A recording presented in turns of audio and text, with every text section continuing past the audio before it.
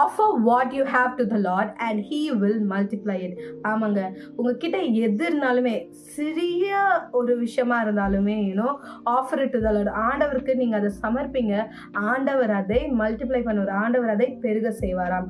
நம்ம கிட்ட இருக்கிற அந்த கொஞ்சம் காரியத்தை தேவனுக்கு நம்ம சமர்ப்பிக்கும் போது, கொடுக்கும் போது நம்மளுக்கு என்ன ஆகும் அப்படின்னா, அது மல்டிப்ளை ஆகும், அது பெருக செய்வார், தேவன் பெருக செய்வார்.